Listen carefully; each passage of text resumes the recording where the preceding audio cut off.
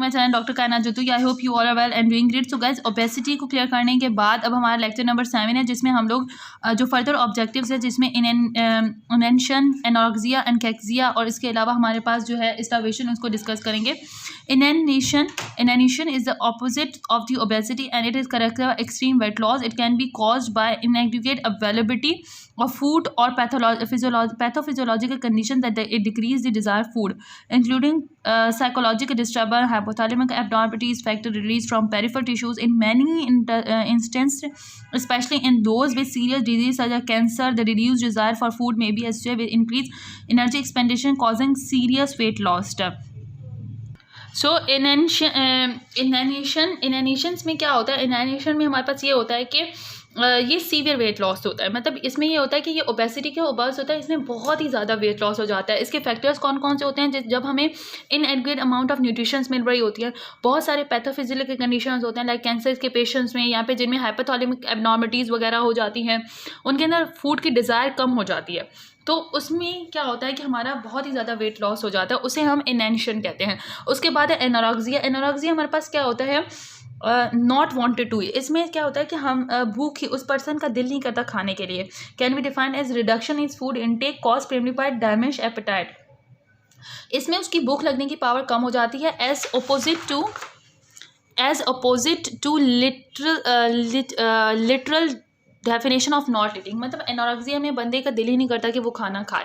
This definition emphasize that important role of central neural mechanism in the pathophysio anorexia is decrease such as cancer when other common problem such as pain and nausea में also cause a person to consume less food. Anorexia nervous is an abnormal psychic state in which person loses all the desire for food and even become nauseated by food. As a result, severe inanitions occur. अच्छा, इसमें क्या हो जाता है? For example cancer वगैरह के patients के अंदर एनोरेक्सिया हो जाता है। इसमें क्या होता है कि उसे मीन्स कि उसके बाद बहुत ज़्यादा पेन हो रहा होता है, किसी मीन्स कि उसके कैंसर की बहुत सारे अनकॉमन मतलब फैक्टर्स होते हैं या फिर न्यूरोलॉजिकल फैक्टर्स होते हैं, जो कि ऑब्वियसली उसकी बॉडी को इस तरीके से कर सकते हैं कि उसे उसका दिल ही नहीं करता खाने का। तो ये कंडीशन ज़्यादातर किस में होती है? एनोरेक्सिया की कैंसर पेशेंट में।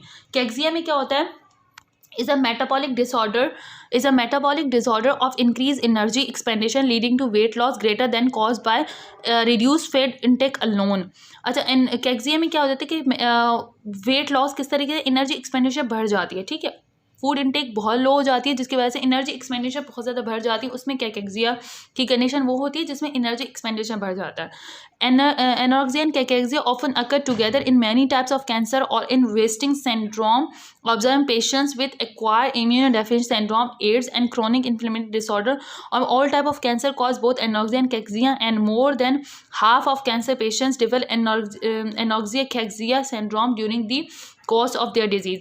देखो, कैक्सिया क्या है? ये एक मेटाबॉलिक डिसऑर्डर है जिसमें एनर्जी एक्सपेंडिचर बढ़ जाती है, ठीक है, वेट लॉस करवाती है और रिड्यूस फूड इनटेक अलोन।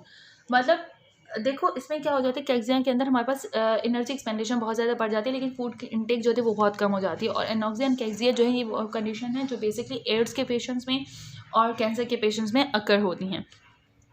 उसके बाद हमारे पास क्या है?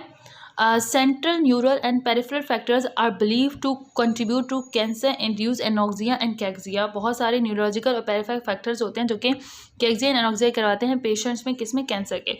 Several inflammatory cytokines including tumor necrosis factor, interleukin 1 beta and a proteolytic inducing factors have been shown to cause anorexia and cachexia. बहुत सारे हमारे पास इनिबिटर्स होते हैं, जैसे इंटरन्यूक्लियस होते हैं, इंटरन्यूक्लियस 6 होता है, इंटरल्यूकिन 1 बीटा होता है, प्रोटियोलाइसिस होता है। ये ऐसे फैक्टर्स होते हैं जो कि मतलब ये साइटोकाइंस होते हैं जो कि हमारी कैंसर पेशेंट्स के अंदर कैक्सिया एंड एनोरेक्सिया करवाते हैं। Most of these infective cytokines appears to mediate anorexia by activation of the melanocortic system in the hypothalamus. क्योंकि ये हमारे पास जो होते हैं साइटोकाइंस, ये हमारे पास क्या करते हैं? मेलानोकॉर्टिक सिस्टम्स को हाइपोथैलेमस में एक्टिवेट कर देते हैं और जिसकी वजह से हमारे पास एनोरेक्सिया एंड कैक्सिया हो जाता है एक कैंसर पेशेंट में। The precise mechanism by which cytokine और tumours produce in products interact with the melanocortic pathway to decrease food intake are still unclear. Means के मतलब ये जो हमारे पास साइटोकाइंस है, इनका लिंक जो है मेलानोकॉर्टिक पाथवे के साथ वो किस तरीके से है या क्या लिंक है वो अभी तक अनक्लियर है। लेकिन ये क्या करते हैं? मेलानोकॉर्टिक सिस्टम्स ऑफ जो रिसेप्टर्स हैं हाइपोथैलेमस उनको डिस्टर्ब करते हैं, जिसकी वजह से फूड इनटेक को ये रोक देते हैं और हमारे पास क्या हो जाता है कि कैक्सिया एंड एनॉक्सिया हो जाता है, ठीक है। But blockage of the hypothalamus melanocortin receptors appears to almost completely prevent their anoxia and cachexia effect in experiment animals. Means कि लेकिन अब मतलब जो हाइपोथैलेमिक मेलेनोकॉर्टिक सिस्टम जो अपेयर उनको ब्लॉक कर, मतलब ये एक्सपेरिमेंट्स में शो किया गया है. Additional research, however, is necessary to better understand the pathophysiological mechanism of anoxia and cachexia in cancer patients and to develop therapeutic agents to improve their nutrition station and survival. अच्छा, अब means के अभी बहुत ज़्यादा studies की ज़रूरत है ताकि वो पेशेंट जिनके अंदर एनॉक्सिया एंड कैक्सिया होता है कैंसर के पेशेंट में, उसमें मेलेनोकॉर्टिक सिस्टम का क्या रिस्पॉन्स है ये भी अभी तक डिस्क्राइब नहीं हुआ, लेकिन ये है हमारे पास, ठीक है. अब हम लोग बात करते हैं स्टार्वेशन की. स्टार्वेशन है क्या? स्टार्वेशन बेसिकली होता है severe deficiency in calorie intake. Means के हमारे पास कैलोरी इनटेक में बहुत ज़्यादा सीवियर जो है वो डेफिशिएंसी हो रही है. Depletion of food stores in the body tissues during starvation. Starvation में क्या होता है कि बॉडी के जो टिश्यूज़ हैं वो हमारे पास फूड स्टोर होता है उसको यूज़ करना स्टार्ट कर जाते हैं. इवन थो the tissue preferentially use carbohydrate for energy over both food and proteins. The quantity of carbon normally stored in the entire body is only a few hundred grams, mainly glycogen in the liver and muscles, and it can supply the energy required for body functions for a half a day. Therefore, except for the first few hours of starvation, the major effects are progressive duplication of tissue fat and protein, because of fat as the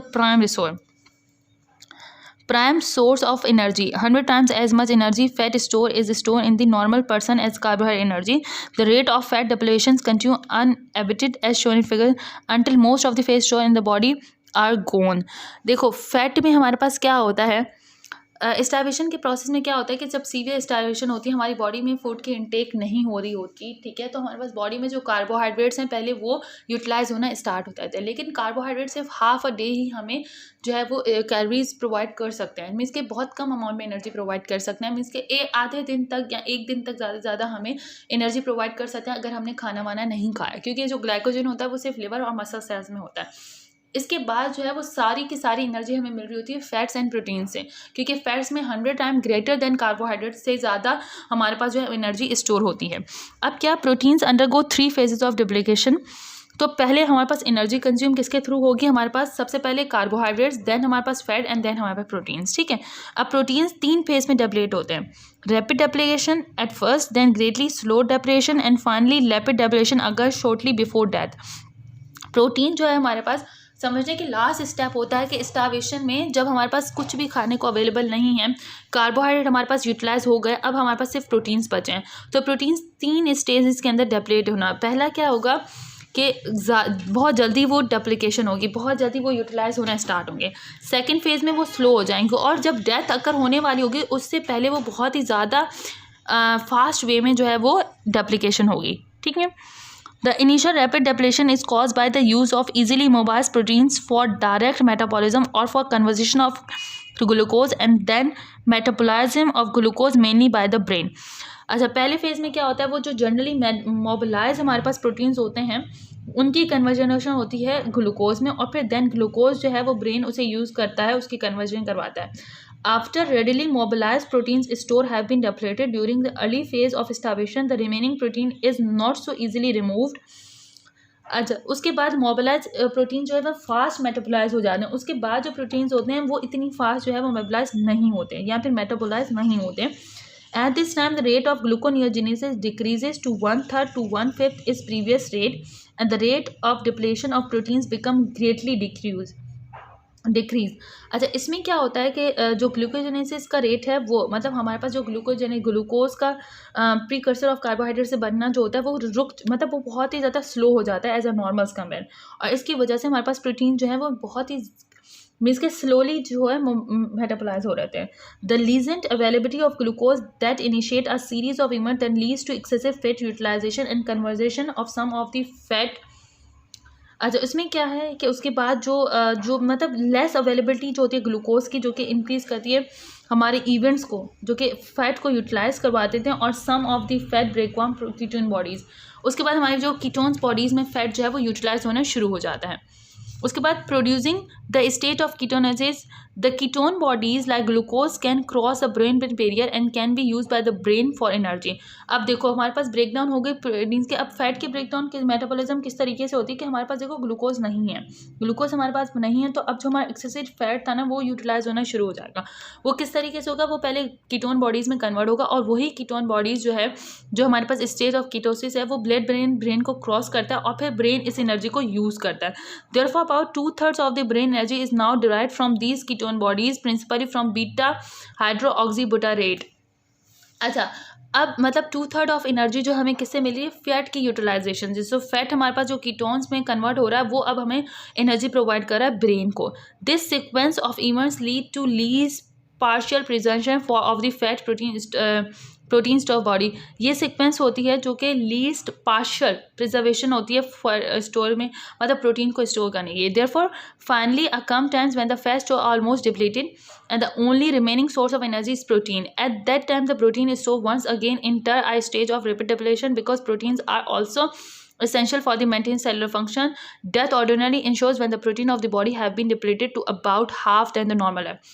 अब क्या हो, देखो पहले अब इसमें क्या कर रहा है कि अब जब पूरा फैट हमारी बॉडी ने यूज़ कर लिया है, उसके बाद अब फाइनली स्टेज आए कि जो रिमेनिंग प्रोटीन्स थे वो अब यूज़ होना शुरू हो जाएंगे और फिर वो सारे जब डिप्लीट हो जाएंगे तो डेथ अक्कर हो जाएगी। ठीक है। Vitamins deficient starvation, the store of some vitamins, especially the water soluble vitamins, the vitamin B group and vitamin C do not last long during starvation. Vitamin B and C जो है वो काफ़ी देर तक हमारे पास यूज़ में नहीं रहते, बहुत जल्दी वो ख़त्म हो जाते हैं। कन्वर्सेसली आफ्टर वीक और more of starvation mild vitamin deficiency usually begins to appear and after several weeks several vitamin deficiency occur these to debility that leads to death. और मैं इसके वाटर सॉल्युबल विटामिन बहुत जल्दी जो है वो यूज़ होना शुरू हो जाते हैं, वो यूटिलाइज हो जाते हैं। उसके बाद फिर जब स्टार्वेशन वीक्स और मंथ में वीक्स में काफ़ी वीक्स हो जाते हैं, लाइक 1 and 2 वीक्स हो जाते हैं, तो फिर हमारे पास पूरे विटामिन जो है वो डिप्लीट हो जाते हैं। सो अगर मैं स्टार्वेशन को समराइज़ करूँ, अगर हम लोग स्टार्वेशन को समराइज़ करते हैं तो देखो स्टार्वेशन का प्रोसेस क्या है। स्टार्वेशन में ये होता है कि सबसे पहले जो है हमारी बॉडी में कार्बोहाइड्रेट यूज़ होंगे। वो कार्बोहाइड्रेट जब हमारी बॉडी यूज़ कर लेती है तो 3 फेजेस में हमारे पास प्रोटीन यूटिलाइज होते हैं। पहले फेज़ में फास्ट होंगे, सेकंड फेज़ में वो बहुत स्लोअर यूज़ होंगे, उसके बाद सेकंड फेज़ के बाद फैट की यूटिलाइजेशन होती है। फैट कीटोन बॉडीज़ में बीटा हाइड्रोक्सीब्यूटारेट जो है, बीटा हाइड्रोक्सीब्यूटारेट के ज़रिए जो है वो अब वो कीटोन बॉडीज में कन्वर्ट हुए और फिर वो हमारे ब्रेन ने वो एनर्जी यूज़ की। अब जब फैट कम्प्लीटली यूज़ हो गए तो अब हमारी बॉडी क्या यूज़ करेगी, अब हमारी बॉडी यूज़ करेगी जो रिमेनिंग प्रोटीन्स थे उन्हें, जो स्ट्रक्चर प्रोटीन्स में भी यूज़ हो रहे थे मसल, वो सब अब वो सारे प्रोटीन भी यूटिलाइज होंगे तो ऑब्वियसली डेथ अकर हो जाएगी। और वाइटामिन की डेफिशिएंसी भी स्टार्वेशन में बहुत जल्दी अकर होती है।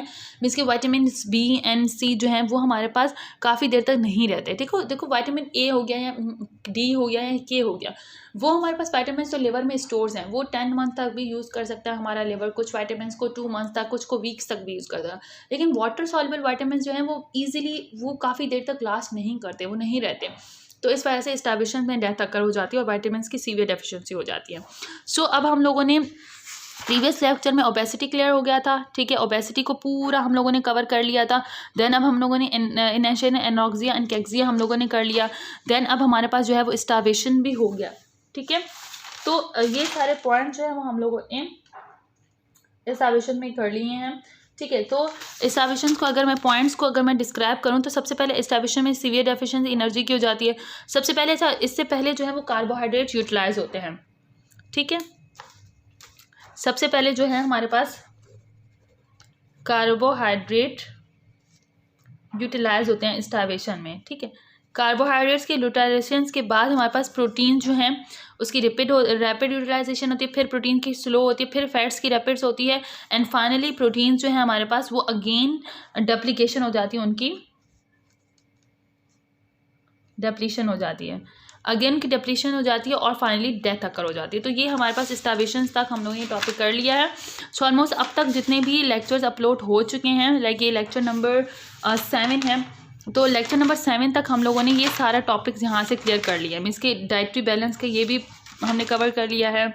देन हम लोगों ने डाइटरी बैलेंस का, ये देखिए डाइटरी बैलेंस का ये सब कुछ हमने कवर कर लिया है, ये भी हमारे पास कवर हो चुका है। रेगुलेटिंग न्यूरल ट्रांसमीटर, ये सारी डायग्राम्स, ये सब कुछ रेगुलेशन हमने, फिर ओबेसिटी, स्टार्वेशन सब कवर कर लिया। अब हमारे पास विटामिन का सिर्फ टॉपिक है जो हम लोग नेक्स्ट वीडियो में हमारे पास जो है वो कंप्लीट कर लेंगे। सो गैस अगर कोई भी क्यूरियस चैप्टर से रिलेटेड तो ज़रूर मुझे कमेंट कर दीजिएगा ताकि मैं आपकी क्वेरी जो है वो सॉल्व कर सकूँ।